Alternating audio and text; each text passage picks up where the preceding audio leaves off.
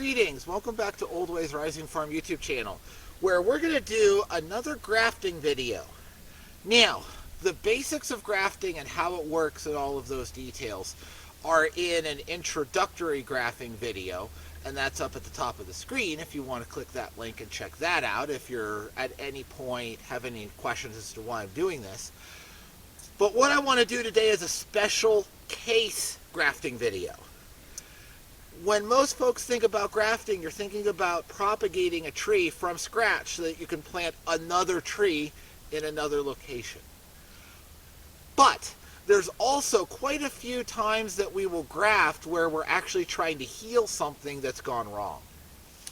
That's what we're doing today, one of these special case grafting exercises. If you look at this tree in front of me, and I know all you can see is the trunk, the top's kind of cut off a bit. But let me pull these suckers away. Look at this region of the trunk right here. Okay, this, I'll put my hand right against this broken surface. Whole half of the trunk is split off. Okay, and you don't need to see the detail of the split, but you can see my hand in here. Right, this is very, very bad damage, and it's a big weak spot in the tree. Right, so much so that I can flex this with my hand. This stick you see here is holding up the only branch that's left and is sagging over top the camera right now. So this is very, very weak. This is going to fail. This tree is going to break.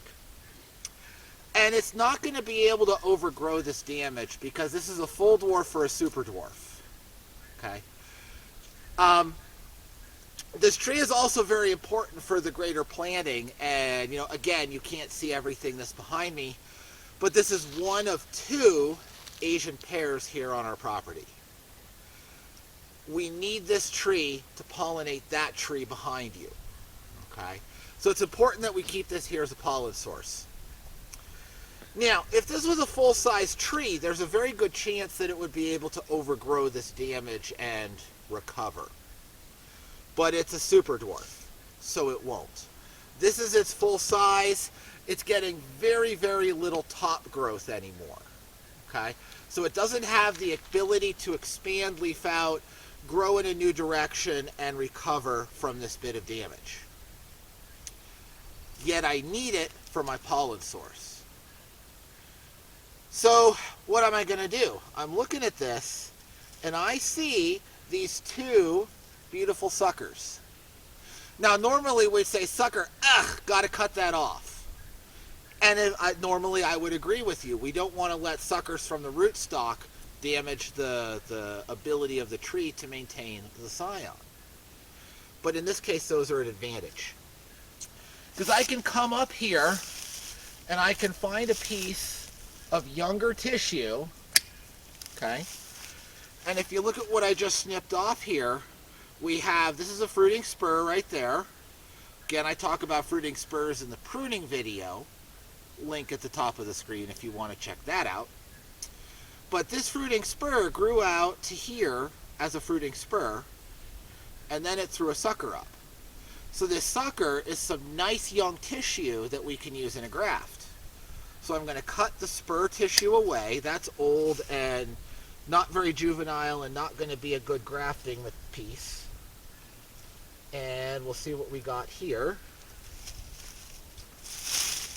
And I'm going to come right in place and graft directly to, get out of there so I don't mix them up, graft directly to, let me make sure you can see, this bit of sucker.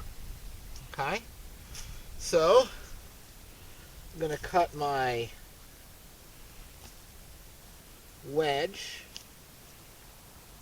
here in the sucker. This is a cleft graft.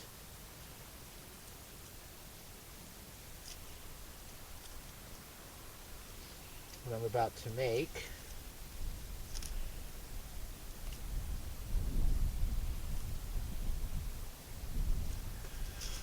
The juices are running on that.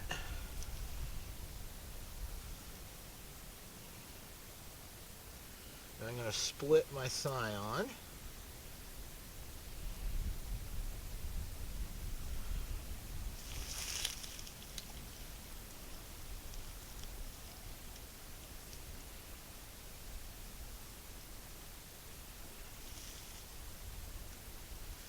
do this on that face. Those contours just line up a little bit better that way. This is getting in my way, so we don't need all of that up there.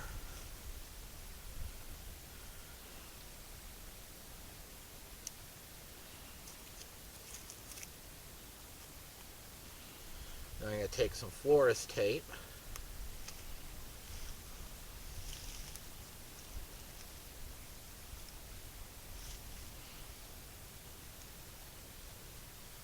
It's all lined up nice and happy.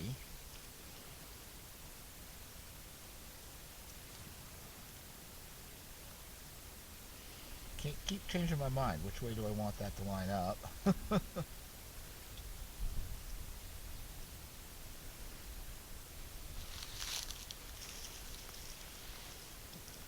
Wrap it up good. This can be a little bit more fiddly than when you're doing the whole thing right in your hand. Can they see this well, beloved? Mm-hmm.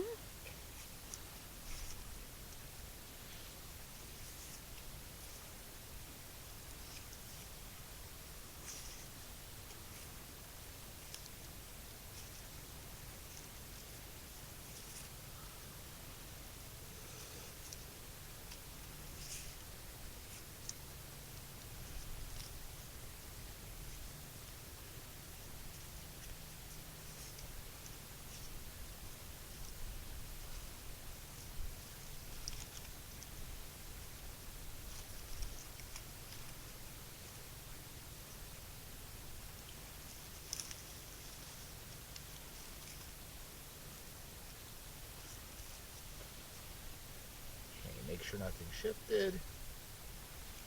That should be good. Okay, there's number one. Now, we find another piece. That's a nice piece of some juvenile wood. Again, I'm going to shorten it just a little bit there. Now we have this other one. Now, if you look at this one right there, that's a growing bud. We don't want to sucker off of the sucker. Cut that there. Cut that off there. Now this one is bigger, so I'll show you the other way of making a cleft graft. And that's to make the split down here on the rootstock.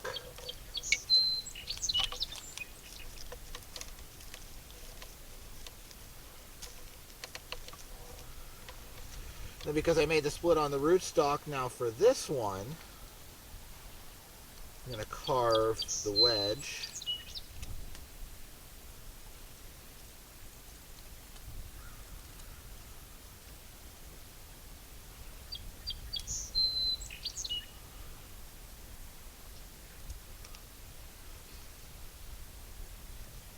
Got a little too short there. Okay. Can carve the wedge in my scion cutting.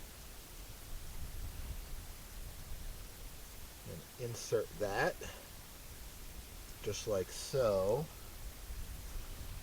into the cleft there in that sucker. Pull off a little more tape.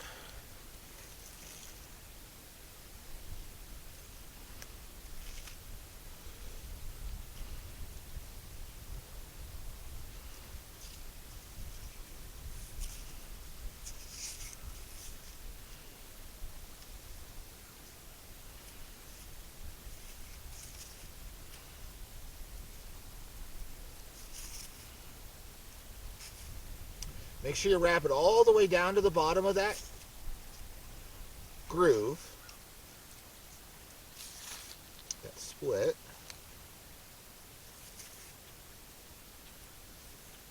And all the way up to the top.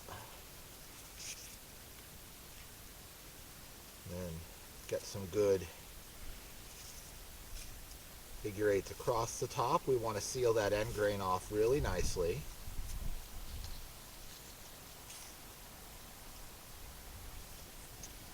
Around all that.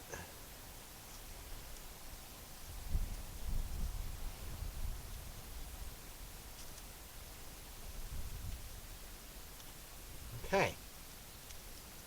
Now, this is the more conventional way to make a cleft graft. This is the less conventional. They both work. I like doing it this way because you can see the water sheds, whereas here the water can collect on top of that stump. But they both work. Which one I use has more to do with the diameter of the rootstock. This piece of sucker was too fat around to really do it in that direction. That's why I did one way and one the other. And we now have two chances to take advantage of these suckers and use them to keep this genetic stock alive. And then we'll see how they do. If these do really well, great. But next year I'm planning to get some larger rootstocks and just take some more grafts off of this tree and propagate another one or two from scratch. But in the meantime, by doing this, I'll make sure that we keep flowers here as these grow up, that we'll keep flowers of this variety to pollinate my other extremely productive and extremely delicious Asian pear. This wax, by the way, is toilet bowl ring gasket. This is what I like to use for my grafting wax. It's a whole lot cheaper than official grafting wax, and it's softer. So it's just really nice. I use it, I like it, I've had a lot of success with it.